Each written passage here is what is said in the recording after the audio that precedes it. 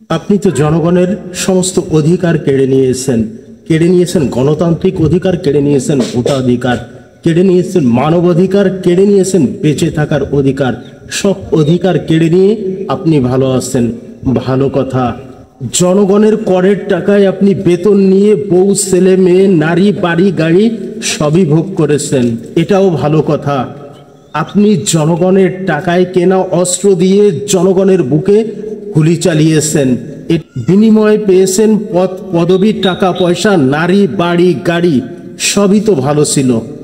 জনগণ তো এসব মেনেই নিয়েছে। জনগণ তো রাস্তায় বের হয়ে আপনার বিরুদ্ধে, আপনাদের বিরুদ্ধে আন্দোলন করেনি, সংগ্রাম করেনি।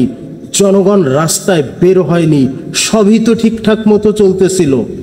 কিন্তু যখন আপনার প্রয়োজন শেষ হয়েছে তখন আপনাকে ছুঁড়ে ফেলে দেওয়া হয়েছে। আফসোস আপনার জন্য। পরের যা হয়েছে তা খুবই দুঃখজনক, তা খুবই নিকৃষ্ট, তা খুবই কষ্টের। হাজার হাজার কোটি টাকার সম্পত্তি, ব্যাংক ভরা টাকা সবই ফেলে রেখে এই মাতৃভূমি ছেড়ে আপনাকে অবশেষে বউ, ছেলে, মেয়ে নিয়ে রাতের আধারে পালিয়ে যেতে হলো সিঙ্গাপুরে। অত্যন্ত দুঃখ এবং পরিতাপের বিষয়। তবে আপনি নিশ্চিত থাকতে পারেন, এমন শুধু আপনিই করেননি, শত শত নয়, হাজার হাজার রয়েছে যাদের থলের বিড়াল বেরিয়ে আসতে সময়ের মাত্র।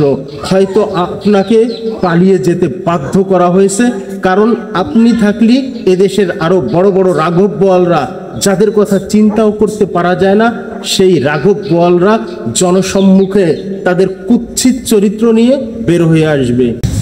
দর্শক, এমন বেনজির আহমেদ কি এই দেশে একজনই, নাকি শত শত, নাকি হাজারে হাজার?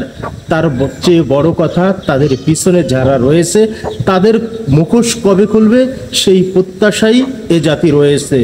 দর্শক, খুবই গুরুত্বপূর্ণ আরেকটি বিষয়, অবৈধ সম্পদ। র্যাবের অতিরিক্ত পুলিশ সুপার উত্তম কুমারের বিদেশ ভ্রমণে নিষেধাজ্ঞা। অবৈধ সম্পদ অর্জনের অভিযোগ ওঠায় র্যাব 2 এর অতিরিক্ত পুলিশ সুপার উত্তম কুমার বিশ্বাসের বিদেশ ভ্রমণে নিষেধাজ্ঞা দিয়েছেন আদালত।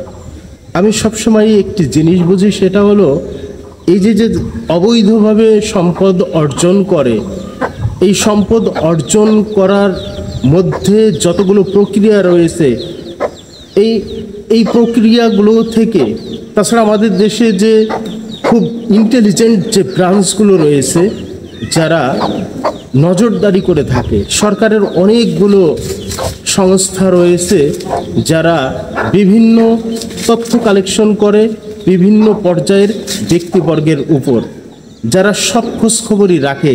তারা কি জানেন না এই অবৈধ সম্পদ অর্জনকারীদের খবর? আর এরাই যে শত শত বিঘা জমি, ফ্ল্যাট, আরও যে সম্পদগুলো যে রেজিস্ট্রি করে, সেখান থেকে কি সরকার কোনো তথ্য পান না? নাকি সরকার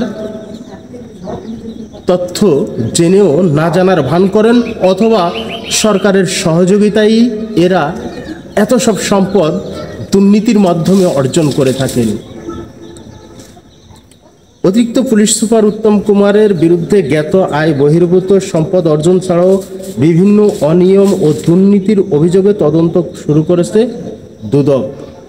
দুর্নীতি দমন কমিশনের সহকারী পরিচালক মোহাম্মদ রুহুল হক এ তদন্ত পরিচালনা করছেন। আদালতে তার করা আবেদনে বলা হয়, দুদকের নোটিশ পাওয়ার পর উত্তম কুমার তার বিভিন্ন অ্যাকাউন্ট থেকে টাকা তুলে কয়েকটি অ্যাকাউন্ট বন্ধ করে দিয়েছেন। মানে দুর্নীতিবাজদের অ্যাকাউন্ট ফ্রিজ হয় তখনই যখন অ্যাকাউন্টটি শূন্য পড়ে থাকে। শূন্য অ্যাকাউন্টগুলো ফ্রিজ হয়। অনেক সম্পদ তো সহজেই হস্তান্তর করা যায় না, তাই সম্পদ প্রয়োগের আদেশ ঠিক আছে, সম্পদ হস্তান্তর করা যায় না, তাই সম্পদ প্রয়োগের আদেশ এই অর্থে ঠিক আছে। আবেদনে আরও বলা হয়, তদন্ত শুরু থেকে তিনি কোনোভাবেই সহযোগিতা করেননি। তাছাড়া তিনি বিভিন্ন সময় মিথ্যা বিভ্রান্তিকর তথ্য দিয়ে তদন্তকে বাধাগ্রস্ত করার চেষ্টা করছেন, যার কারণে তদন্তে দেরি হচ্ছে। কি হবে এসব দুর্নীতি করে, সম্পদের পাহাড় গড়ে? লেখাপড়া শিখে অনেক উচ্চশিক্ষিত হয়েছেন আপনারা। বাপ মায়ের যেমন গর্ব, তেমনি গর্ব সমাজ থেকে রাষ্ট্র, সকল রাষ্ট্রের একটা গর্ব আপনারা। কিন্তু কতিপয় অসাধু দুর্নীতিবাজ দখলদারীদের রোষানলে পড়ে, দখলদারীদের কান পড়ায় পড়ে, দখলদারীদের থেকে সুবিধা নিয়ে এ সমস্ত সম্পদ গড়লেন। অবশেষে কি হলো? রাতের আধারে বউ ছেলে মেয়ে নিয়ে পালিয়ে যেতে হলো এই প্রিয় মাতৃভূমি ছেড়ে। তাহলে এই সম্পদ গড়ে কী লাভ? সব কিছু জিরো, শূন্য। কিন্তু আপনাদের কাছ থেকে যে সুবিধাটা নেয়ার, দখলদারীরা যে সুবিধা নেয়ার, সেই সুবিধা তো নিয়েই গেছে। তারা সুবিধা নিয়ে বহাল তবিয়াতে রয়েছেন, কিন্তু আপনার পরিণতি কি? এখান থেকে কি পরবর্তী জেনারেশনের কিছু শিক্ষার আছে? আল্লাহ রাব্বুল আলামিন বলতেছে যে আমি প্রত্যেকটি ঘটনা কোরআনে বর্ণনা করেছেন মানুষের শিক্ষার জন্য। হয়েছে মানুষের শিক্ষা। আল্লাহর দেয়া শিক্ষা থেকে যদি মানুষের শিক্ষা না হয়, তাহলে আমাদের এই দেশে যা কিছু ঘটছে, অবশেষে বউ ছেলে মেয়ে নিয়ে রাতের আধারে পালিয়ে যেতে হচ্ছে, এ থেকে কি শিক্ষা নেবে? না, কারণ সিস্টেমটাই এভাবে চালু হয়ে গেছে।